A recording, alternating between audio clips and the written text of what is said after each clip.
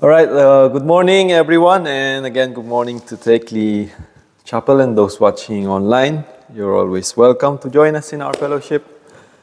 And today we will talk about the book of Luke, chapter 18, verse 9 to 14. And in here it says, a Pharisee and a tax collector went to pray.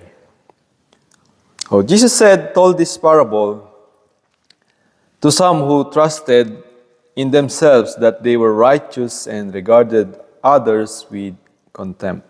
Again, Luke 18, verse 9 to 14. On verse 10, two men went up to the temple to pray. One a Pharisee and the other a tax collector. The Pharisee, standing by himself, was praying thus, God, I thank you that I am not like the other people, thieves, rogues, adulterers, or even like this tax collector. I fast twice a week. I give a tenth of all my income. But the tax collector, standing far off, would not even lift up his eyes to heaven, but was beating his breast and saying, God, be merciful to me, a sinner. On verse 14, Jesus said, this man went down to his home justified rather than the other, for all who exalt themselves will be humbled, but all who humble themselves will be exalted. So today, this chapter talks about this Pharisee and tax collector. For all we know, a Pharisee is the one who is serving on the temple during Jesus' time. These are the tribe of Israel, the Levites, whom what they do is they hold on to the laws of God to teach people, to study it, to share it, and to keep it, to live with it, to do everything according to the law. So these are the Pharisees. It's like equivalent of like pastors and priests nowadays, or anyone who teach the word of God as a leader. And another, the tax collector, is a person who, in those times, because he is on the temple, therefore he is not a Roman tax collector. For he is not a Jew. For a Jew, only a Jew can go to the temple, and for sure a Roman tax collector will not go to the temple. So he's talking about a Jew who worked with the Romans, collecting tax to their fellow Jews. And a tax collector is a very hard job during those times. If you are a Jew and you are a tax collector, you have bad reputations among your fellow Jews at those times, because the Roman Empire is persecuting them. So if you work with the Roman Empire, it's the same way you're persecuting your own fellow Jews. So they hate them, the tax collector. So in this story, Jesus Christ highlighted not any of what they did right or what they did wrong, but highlighted something about, he also told this parable to some who trusted in themselves that they were righteous and regarded others with contempt. Trusting ourselves as a righteous person, Jesus said as an example, is this Pharisee. The Pharisee said, "Oh Lord, I'm thankful. I am not like him. Lord, thank you that I am not like the other people, thieves, rogues, adulterers, or even like this tax collector." So this kind of attitude is I don't know if many are still familiar to it, or many are thinking, no, I'm not like this person who said, who's saying that I'm not like these Pharisees that's saying these things, you know. This Pharisee, or this kind of person, or this kind of attitude is something like you always look someone else's flaws to find how good you are. So this kind of attitude, you know, in the society we live today, I think is very common. It's not something that only few are doing it. I think everybody is doing it. It's a norm. It's a normal thing. Yet it's still harmful. Well, it's still harmful, but it's still normal. It's being normalized, or it was normal to everybody doing it, you know. Always looking to someone else's flaws to find how good we are, right? We never know we are good, how good we are, unless we will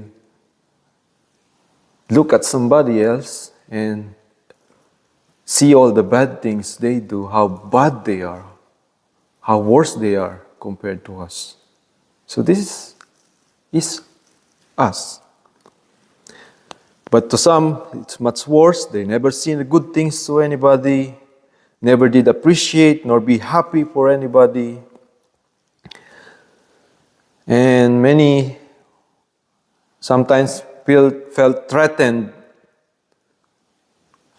You felt threatened with your own attitude that you don't have plan on changing it. You felt threatened on other people when they are doing righteous things. You felt, you felt something insecure when you see people doing right thing and they are being recognized, and your attitude that is bad is being noticed because of it. So we live in a society where noticing others' imperfection and comparing it to ours is a normal thing, and also normal to be harmful to each and one of each other. In this society, we meet friends that their only job nowadays, or many days have come, we meet friends that their only job is to keep each other being checked. What you wear, what is your status, what is your makeup, what's the color of your hair, the things you do, and many more that benefits each other's image. You know what I mean by that? It's like this is the norm. This is how we live. This is how we say we are good. This defines how we are self-righteous. Or in the same way, Jesus says that we trust ourselves as a righteous person. That's what he said on verse 9. He told this parable to some who trust themselves that they were righteous. So this is how we define how good we are, right, nowadays. These are the good things actually that we do for ourselves, but not good as the true goodness and the righteousness of God. So I just highlighted how we understand goodness in ourselves, how we know how do Jesus Christ describe this self-righteous or trusting to self-righteousness, to own righteousness is. In fact, there's nothing wrong with it. When we say everything that the Pharisees did or said. He said, I fast twice a week. I give a tenth of all my income. I am not like this thief. I am not like this adulterer. Everything he did is good. There's nothing bad that we can define on what he is saying. But the problem goes when he is starting to compare or to compare himself to other people. So this kind of goodness that we have is far from the true goodness and the righteousness that God is teaching us.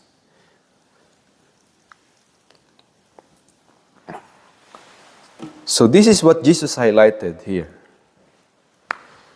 Is that by doing so, this kind of norm, by doing so, this kind of perspective, we are taken far away from the true goodness that we really need to have. And what is that goodness?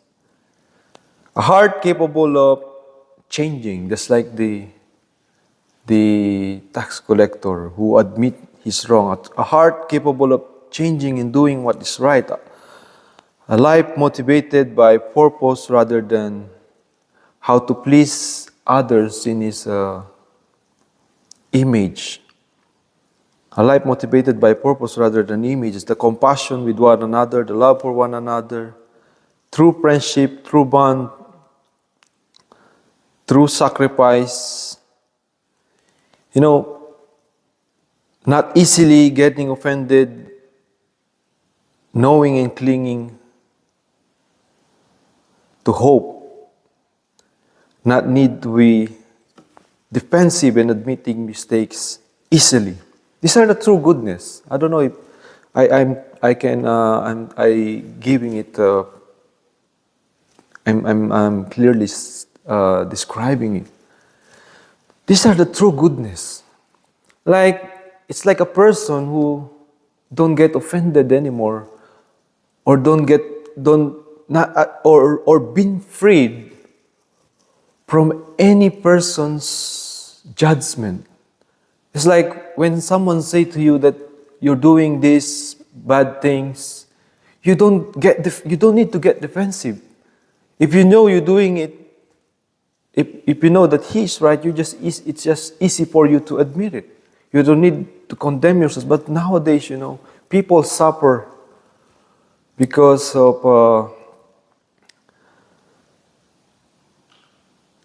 they can get easily offended or to many things that people say to them.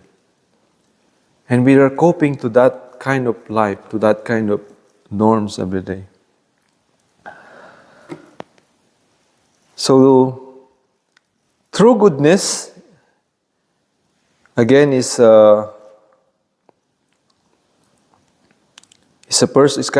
like a kind of person who don't get to be easily offended, and he don't need to become defensive. He can admit his mistakes easily. True righteousness really is coming from Jesus' loving forgiveness. He showed to us. That's how Jesus showed to us this parable.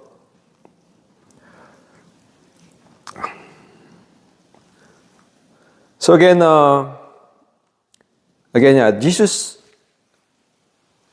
told us this parable so that we can see how this tax collector showed the true meaning of goodness.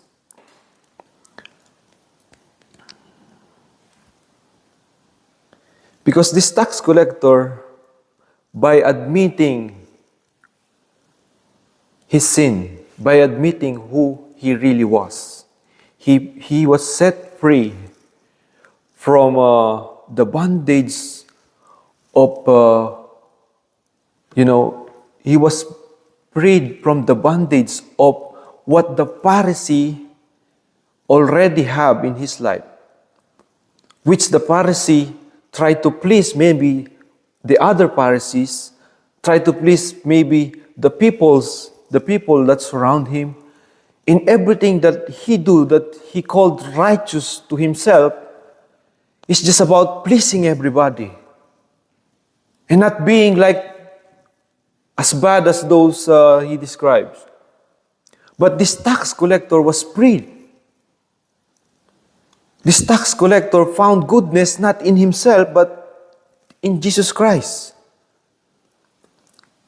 This tax collector found goodness by repenting to his sin and looking for God's forgiveness. He was set free. He was no longer affected by the people who surround him. Therefore, once this tax collector get out of that temple, for me, he will find much more goodness in his life compared to that Pharisee. So imagine this Pharisee will go out to the temple and start to please again the world that surrounds him. Everything that people say that is good. Everything that people dictate what is good. Pleasing everybody. But this tax collector is different. He found true friendship.